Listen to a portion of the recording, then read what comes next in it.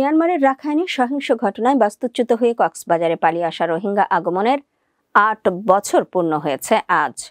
Junta বাহিনীর নির্যাতন নিপীড়ন থেকে প্রাণে বাঁচতে ২০১৭ সালের ২৫ আগস্ট লাখ লাখ রোহিঙ্গা সীমান্ত পেরিয়ে বাংলাদেশে অনুপ্রবেশ করে।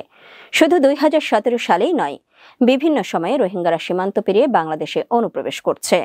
জাতিসংঘের শরণার্থী বিষয়ক সংস্থা UNHCR এর তথ্য বলছে, ২০২৪ সালের জানুয়ারি থেকে এবছরের জুন পর্যন্ত ১.৫ লাখ রোহিঙ্গা অনুপ্রবেশ করেছে। বর্তমানে বাংলাদেশে আশ্রয় নেওয়া রোহিঙ্গার সংখ্যা ১৪ লাখেরও বেশি। শঙ্কার বিষয়, ৮ বছর পেরিয়ে গেলেও এখনও নিজ ভূমিতে ফিরতে পারেননি একজনও। কক্সবাজার থেকে ওমর ফারুক হিরুর পাঠানো তথ্যচিত্রে দেখুন বিস্তারিত।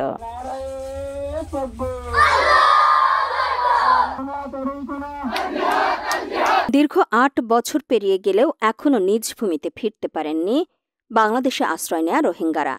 বৈশ্বিক নানা ঘটনা প্রবাহে আন্তর্জাতিক মনোযোগ হারিয়েছে রোহিঙ্গা সংকট। এতে জটিল হয়েছে প্রত্যাবাসনের পথও। ২০১৭ সালের ২৫ আগস্ট মিয়ানমার সেনাবাহিনীর হত্যা, নির্যাতনের মুখে পড়ে ৭.৫ লাখের অধিক রোহিঙ্গা সীমান্ত পাড়ি দিয়ে কক্সবাজারের উখিয়া ও টেকনাফের বনভূমিতে আশ্রয় নেয়। কক্সবাজারে আগে থেকে আশ্রয় নেয়া আরও ৩ লাখ রোহিঙ্গা ও নতুন করে আসা আরও ১.৫ লাখ সহ ১৩ লাখের অধিক রোহিঙ্গা বর্তমানে কক্সবাজারের ৩৩টি ক্যাম্পে বসবাস করছে। সেই থেকে আজ অবধি একজন রোহিঙ্গাও তাদের নিজ দেশ মিয়ানমারে ফেরত যায়নি। উল্টো রোহিঙ্গারা আসছে প্রতিনিয়ত। এরই মধ্যে রাখাইন রাজ্যের নিয়ন্ত্রণ এখন আরাকান আর্মির হাতে, যা প্রত্যাবাসনের পথকে আরও জটিল করেছে। রোহিঙ্গা সংকটের টেকসই সমাধানে বিভিন্ন দেশের প্রতিনিধি ও রোহিঙ্গাদের নিয়ে কক্সবাজারে অনুষ্ঠিত ৩ দিনের আন্তর্জাতিক সম্মেলনে প্রধান উপদেষ্টা ড. মোহাম্মদ ইউনূসের বক্তব্যে আশার আলো দেখছে রোহিঙ্গা প্রত্যাবাসন। রোহিঙ্গাদের দাবি, তাদের নাগরিকত্ব, জাতিগত পরিচয়, জায়গা জমি ও গণহত্যার বিচারের নিশ্চয়তা না পেলে তারা মিয়ানমারে গিয়ে আবারও সেদেশের সেনাবাহিনীর নির্যাতনের মুখে পড়বে। এছাড়াও সম্প্রতি রাখাইনে মিয়ানমারের জান্তা বাহিনীর সাথে আরাকান আর্মির চলমান যুদ্ধে রাখাইনের নাজুক পরিস্থিতিতে মিয়ানমারে ফিরতে নারাজ এসব রোহিঙ্গারা। নির্যাতন করিয়ে সই মারি, বরদাস্ত করে মারি, গড়ফুরা দিয়ে, ফাড়াফুরা দিয়ে তে অবদাস হয়ে আর বাংলাদেশ আশ্রয় দিই।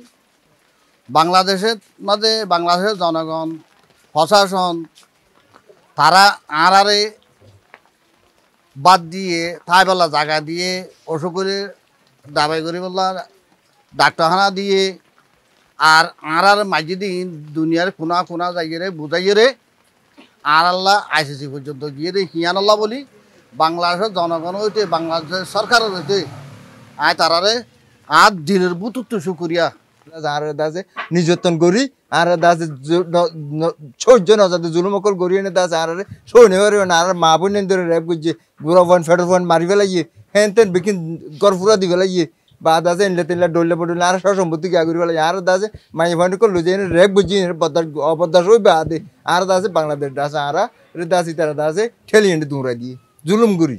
এডে আছে তো রোহিঙ্গা হাড়ি সিঁড়ি বাদ বাকি আছে দি তার মাস্টার ফেলাং লইয়ারে মনে হতে তরিকা লইয়ারে মিলিটারি লই এই লইয়ারে লড়াই করুর বলি হইয়ারে গেম খেলাইয়ারে আছে তো রোহিঙ্গা ইনরিও 2024 মাদিও 1.5 লাখ উত্তর ব্যাচ তলে কি করে দিয়ে বাংলাদেশ গিয়ে বাদ বাকি আছে দি ইনরি এখন তৈলে দৌড়া দিব হদ্দে এনফুনির মিলিটারি লই এই লইয়ারে লড়াই করা হদ্দে ন রোহিঙ্গার এটিনি ক্লিনসিং করতে রোহিঙ্গা আছে দিন ওরে দেশতুন মারিছিরে হাড়িয়ার নেলা দি ফেলে দে। এদিকে রোহিঙ্গা প্রত্যাবাসন যত বিলম্ব হচ্ছে ততই স্থানীয়দের ওপর প্রভাব পড়ছে বলে জানান স্থানীয়রা।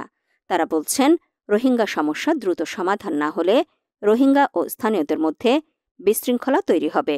আজ আমরা বাংলাদেশিরা স্থানীয়রা নির্মমভাবে পরবাসী হয়ে গেছি। মনে হচ্ছে রোহিঙ্গারা এখানকার স্থায়ী বা স্থানীয় নাগরিক আর আমরা এখানে শরণার্থী। বর্তমানে রোহিঙ্গাদের অবাধ যাতায়াতের কারণে, ক্যাম্পের বাহিরে অবাধ বাধাহীন চলাফেরার কারণে আপনার মাদক, অপরাধ, ছিনতাই, গুমকুম, অপহরণ বেড়েই চলেছে। এই যে গুমকুম, অপহরণ, মাদক নিয়ন্ত্রণে এবং রোহিঙ্গা অনুপ্রবেশ বন্ধে সীমান্তে কঠোর নিরাপত্তা বলয় নিশ্চিত করতে হবে।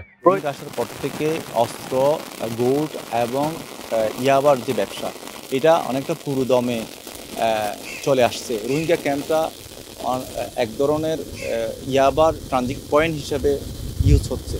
তো রোহিঙ্গারা দিন দিন এখানে থাকার সাথে সাথে ওরা লোকাল মানুষের সাথে মিলে মিশে একটা লোকাল এবং রোহিঙ্গাদের সমন্বয়ে একটা সিন্ডিকেট তৈরি করে ওদের মাদক ব্যবসা ক্রমান্বয়ে বেড়ে যাচ্ছে, বাড়াচ্ছে, যার কারণে স্থানীয় জনগণও বিভিন্ন ধরনের অপকর্মের মধ্যে জড়িয়ে যাচ্ছে। রোহিঙ্গা নেতা মাস্টার জুবায়ের বলেন, আন্তর্জাতিক সহায়তার মধ্য দিয়ে নিরাপত্তা ও দাবিকৃত শর্তের মধ্য দিয়ে ফিরে যেতে চায় নিজ দেশ মিয়ানমারে।